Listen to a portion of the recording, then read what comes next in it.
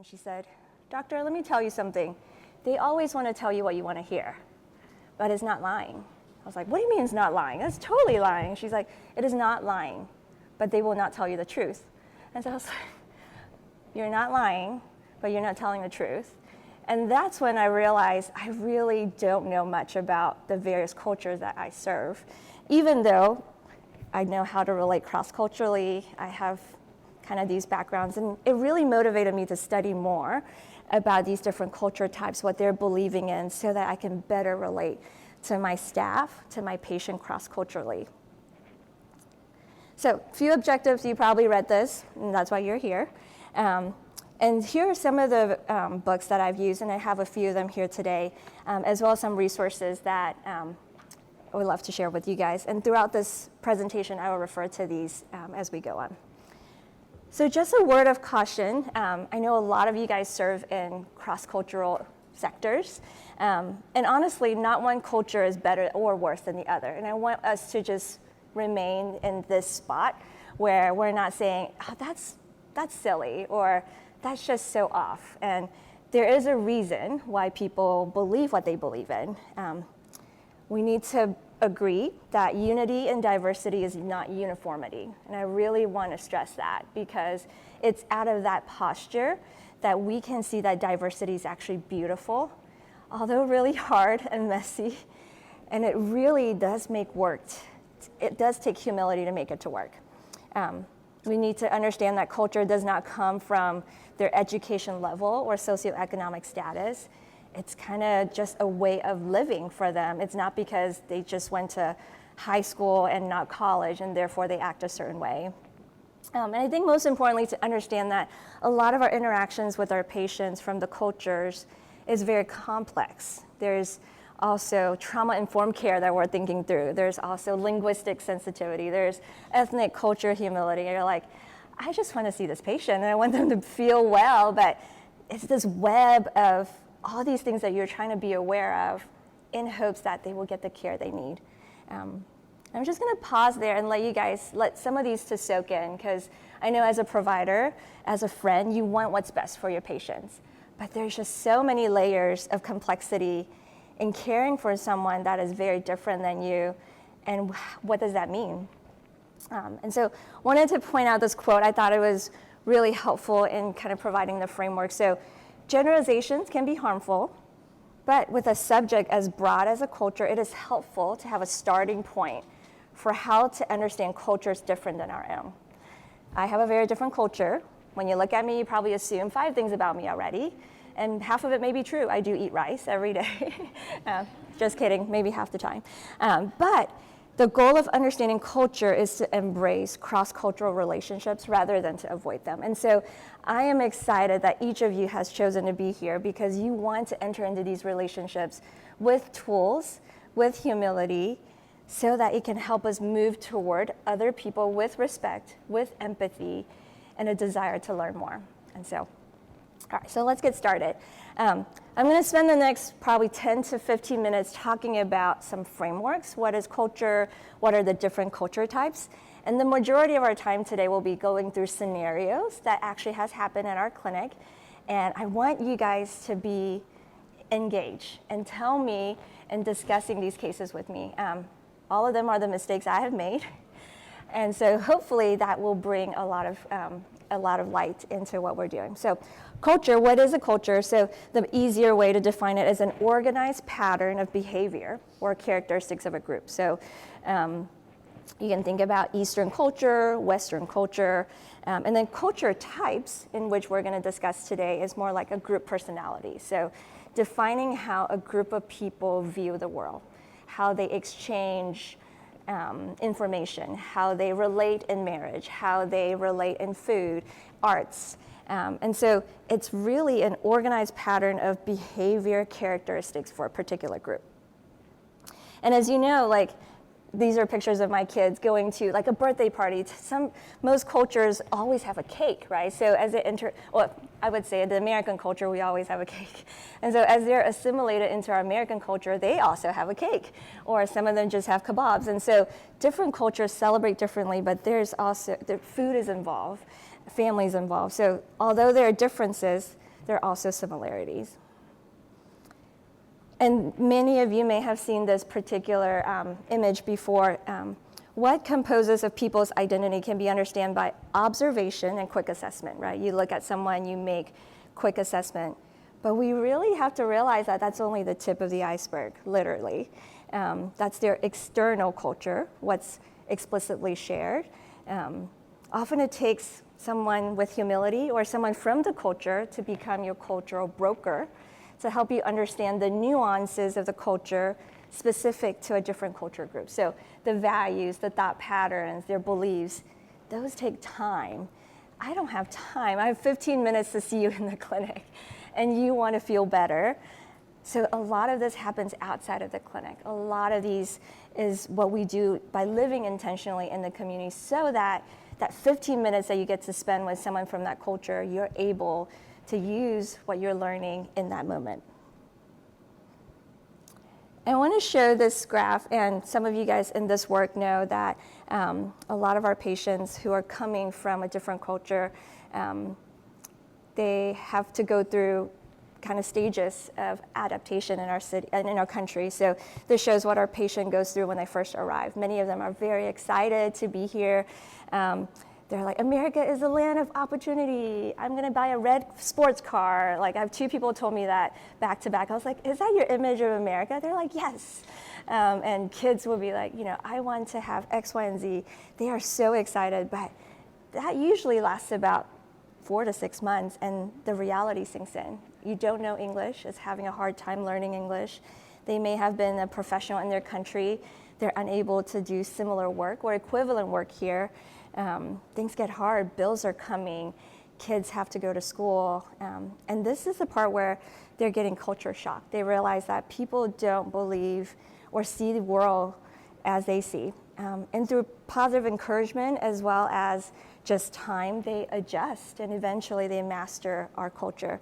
And many of you guys here probably grew up in this multicultural setting, right? So I grew up in an Asian home in Malaysia, but now I'm in America. I've been trained in education system here, and I have this bicultural or multicultural framework in which I live in, and many of you guys do too, depending on your life experiences and things like that. And so, but I also think it goes both ways. This graph also shows where how our provider feels. They are excited when they're like, oh yeah, we have 2,000 Afghans coming to our city.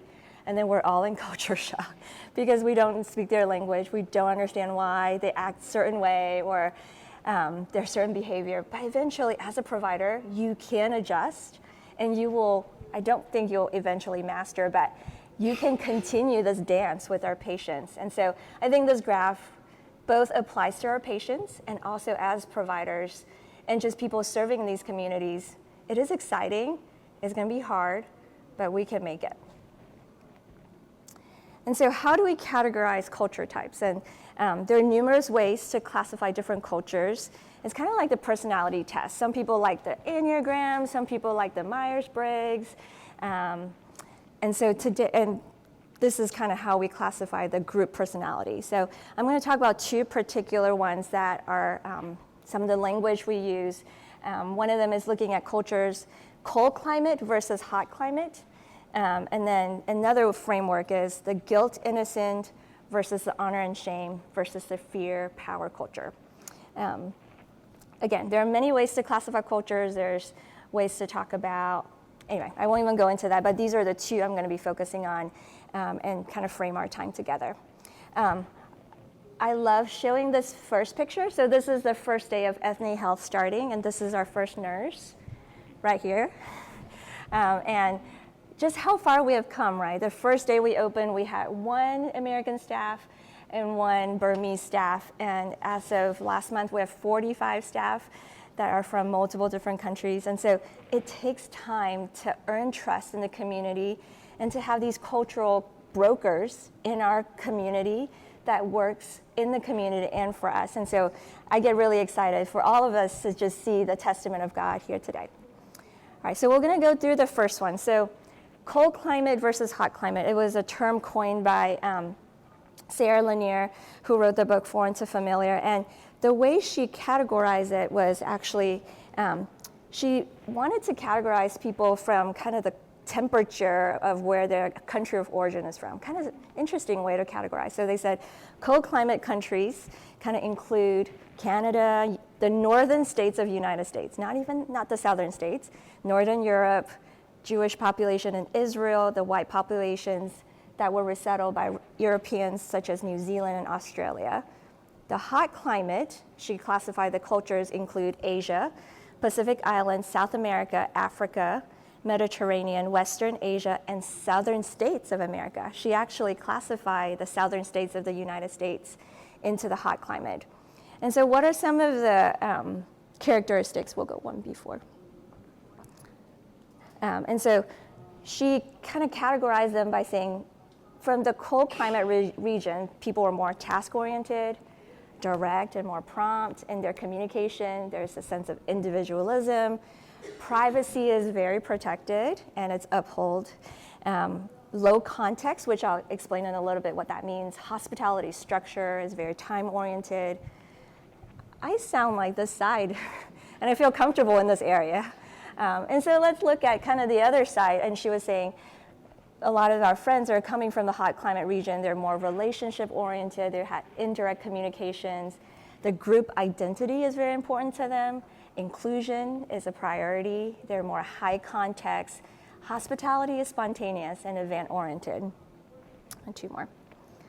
And so some of the examples that she gave was, this is kind of how people would talk, right? Did you or did you not do it? And this is me with that patient. Did you or did you not take the medicine? But for them, it may just be relational. They want to please me. They want to say what I want to hear. I don't want you to say what I want to hear. I want you to feel better, but for them, they can't help it. They are all about that relationship. Will we have enough, kind of from this culture? Will we have enough? Do we have enough to eat during lunch? And some of you guys may have visited Ethne. You know, some of our providers, or myself included, will bring a lunchbox. I'm like, okay, I'm gonna eat this. Will I have enough? But my staff is like opening their lunchboxes and say, eat this, share this. How can we make it enough for everyone? This has been interesting for me to learn. It's in the cold climate kind of culture, it says if you didn't say anything, you must not have a differing opinion. Whereas in the hot climate, it says people are more willing to share in a group and then have a person to report it, what the group thinks, so that they're individually not feel like they're attacking or bringing something different. And this has been a big learning curve for us, just as physician leaders, because I'll ask my staff, hey, any feedback? No? Okay, is that right? Yep, everything's good, it's okay. But just because they didn't say anything doesn't mean they don't have a different opinion. How do we get to that? And we'll talk a little bit about later. Fairness, people want fairness in the cold climate, patronage, individual portions of food, sharing food, even splitting a pea into many pieces for all to try. Ansley and I were sharing this morning. She worked in a country in South Asia, and one of the plants had a strawberry that was there, and they all took a bite, 8 of them. Took a bite because they were like, this is our prize. I would have been like, you got it, you eat it. And again, make sure you're in the cold climate, we'll say, make sure you're invited or give them a call before you go over to someone's house. And in the hot climate, it will be an honor for you to stop by someone's house. I ran into this last year. One of our staff is a practicing Muslim, and she celebrate Ramadan, and then at the end of Ramadan was Eid, the biggest celebration. And I texted her, say, hey, Eid Mubarak, happy Eid, hope you're doing well, thinking maybe she'll invite me over. She didn't respond. And then the next day she came to clinic. She's like, we prepare food for you. You didn't show up. I was like, you didn't say I could come. She's like, you should just come. And then I looked at her. I was like, I am so sorry. I did not know I was allowed to come over. And she's like, we waited for you. I was like, but you didn't respond to my text. But I'm learning. I apologize. We went over the next day, and they made new food, which made me feel even worse. But they did not mind. They wanted, it would be an honor for you to stop by. And in my mind, I said, it would have been an inconvenience if I did not get permission. Similarly, in our CCHF, our part of our mission is really to make disciples, right? It's not just the medical care. So even the way we ask spiritual questions, so very direct, do you or do you not believe in God?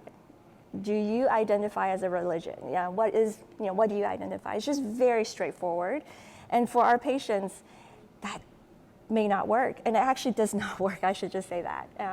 You kind of go about in a very indirect way. Hey, I'm a person of prayer. My family prays. I wonder if the people in your culture pray. I spend time reading my holy book, and a lot of times it can take time to kind of think through how to ask those questions, but you'll be surprised they actually answer you and can engage a lot better. So part of the cold and hot climate, it talks about people in the cold climate have low context versus people in the hot climate are higher context. So what does that mean? They love kind of who matters. They love to dress for the occasion. They prize certain traditions. And some of that, I think we can see that in the Southern culture too, right? The way you host is very important. Who relationally matters. And so I'm going to show you this picture. This is my friend Allison and I, and this is our friend Wahida. And anytime we go somewhere, she dresses up. And they threw a birthday party for me, and I showed up in scrubs. Her kids were in quinceañera dresses. She was like full on. She did like their hair and their makeup, and I just showed up in my scrubs. And she's like, you can't come like this. And I'm like, but I just came from work, and it's a birthday party. It's not that big of a deal. She's like, it is so important that you go home and you change. And again, I just show this picture because most of the time, Allison and I are wearing a t-shirt, right? We're just hanging out. But for her, it's that formality of us gathering and that special moment she wants to, it matters to her to kind of dress up and for the event. And similarly, some of our patients, this is one of our patients that was teaching one of our interns, we just make instant coffee or pre-ground coffee, but they have a ceremony in Ethiopia where they roast their own beans and then they grind that bean and then they sip on a coffee and it takes 3 hours. And I'm like, I just really want a coffee because I'm tired. But that ceremony was what mattered to her. And so people in high context, they are willing to go out of their way to create that experience for you. And I remember we were at her house and it was like almost 3 o'clock. I'm like, we gotta go. And she's like, we haven't even started the coffee. I'm like, oh dear, another 2 hours here. But it's understanding why that request was made and for us to also have that expectation as we enter into these relationships. All right, so that's one way of kind of classifying people, culture types with hot versus cold climate. And then the next one we're gonna go into is the shame versus the guilt versus the fear-based definition.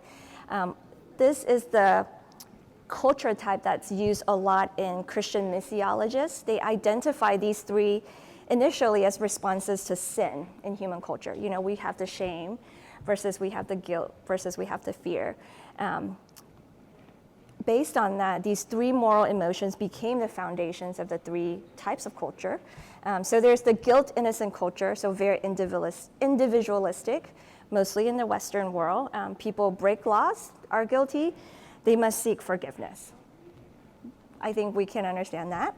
Then there's the shame and honor culture. There's a collectivistic cultures, common in the East. People are shamed for fulfilling group expectation, who are shamed for fulfilling group expectation, they seek to restore that honor. And then there's the fear and power culture. It's found a lot in animistic contexts, typically tribal groups. They're afraid of evil and harm, and they pursue power through magical rituals. And so here are some of the definition, which if you want to take a picture of this, I look at this almost weekly just to refresh myself. Some of the basis in why people act in a certain way. So guilt, innocence, as you guys can see, is very rule-based, law-based, and so they have guilt. If I made a mistake, it's just my action. It's not who I am. You can apologize, you can justify, and then you just forgive. But for our friends who are from predominant honor and shame-based culture, that relationship is broken, and they feel that mistake. They say, I am the mistake. and they want to hide and they want to cover. And then our friends from the fear and power-based cultures, they believe that there's spiritual realm happening. There's something greater than them that's happening, and there's rituals to cleanse yourself, to protect yourself. And again, it's not like if I'm here on the guilt and innocence, I will never go to the other one. And personally, I can relate that I'm kind of in between the guilt and innocence and the shame and honor, just because of my upbringing and where I live currently. And so just know that these are not exclusion. Like, they can move around, they can be a blend. More examples, I like that the sick are treated best by the doctors. Like, that's how they were taught. But many of our patients actually would try traditional remedy or rituals and prayers before they come to us. And instead of saying, that's not true medicine, that's actually their way, and they really believe that the sick is treated best by those means. I found it really interesting that, in America, we will see a birth model. We're like, oh, cool, it's harmless. But in some of the cultures that we serve in, it's really embarrassing, or even it's a sign that, why do you have that thing on your forehead? And they really want it to be removed. They want a cream. I'm like, it really is okay. It's benign. Like, it will fade. Wear sunscreen. They're like, no, how can we get rid of it? And, even the way we view social structure is also shaped by our culture, right? So maybe not. Some of us, we will feel that people over a certain age can feel burdensome, but they're really powerful and respected. And so we found that during COVID vaccine, some of the cultures that we serve, they were really against getting COVID vaccine, but once one of the elders in the community got their shot, everybody came. Because he said it was okay, he got it, and it was like the best information spreader than we could ever make flyers for. And so I think just understanding where people are coming from is very helpful. This has been really interesting. We have a sliding fee scale at our clinic, and you have to list your dependent, or we have a staff benefit that says your family can get care at Ethne for free. Then everybody's their family. I'm like, do I need a DNA test to see if you're really family? No, but just the culture, the social construct is very different. This is, next one. This is not the main part of our talk, but I would say Jesus actually came to a very different culture, right? He came as God, came to earth and interacted with us in humility. And one of the authors actually talked about how the gospel actually transcends culture. And so, we have the forgiveness of Christ, so that transgression is paid for.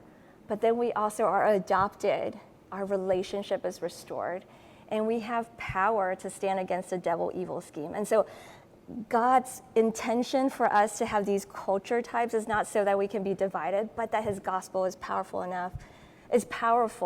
to redeem even the way we think through the gospel. And so anyway, I wanted to put it out there and just giving us the confidence to know that God has given the gospel that will transcend different culture types, and the gospel speaks to the various cultures, so that none will be perished and all will be safe. So this is just an extra for it.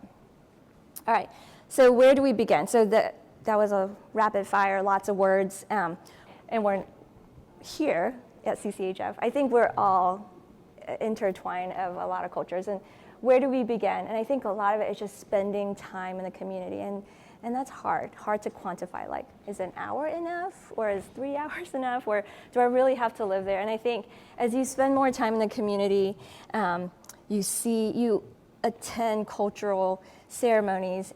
One of the things that, before we get into the scenarios, I just wanted to encourage, a lot of us will, myself included, will say, I go to one event and then I know that culture perfectly, right? That single story. I have that one friend from this country. Great, that is just the beginning. I want to encourage us to have, now that you have some cultural knowledge, to remain humble and continue to go, even though they may look like the same wedding, but it's every time I go, I learn something new about my Rohingya friends and their culture. And hire cultural navigators or have cultural brokers. We are very fortunate and blessed at our clinic where we have patients we have staff that looks like our patients and can help us speak into those cultures and help us as we make mistakes, help us to not make the mistakes as well. And again, spending time in the community, going to weddings or funerals, baby dedication, dinners, like that is where you will learn what's beneath the iceberg so that you can be empowered to spend that 15 minutes effectively in your clinic. So the next part of our talk is just scenarios. We all work in the US healthcare setting. It should be efficient, time sensitive, cost conscious, data driven, and we have kind of all these culture types that trying to interact and be in the system. And so let's see how we can do that. All right, so turn to your neighbor and say, I'm about to talk to you, and we'll talk a little bit about that. So I'm gonna read the scenario, and these are the questions I want you guys to be thinking about, and I'm gonna point and ask you to answer them. So scenario number one, we have an Arabic speaking patient. She's 2 hours late for their appointment, but she is not a no-show. She did come. She's accompanied here by her husband. They want to be seen today. She had a no-show last appointment, and she does not want to pay the no-show fee. You looked at her med reg to show that she hasn't picked up her meds, but she kept saying, I have been taking it.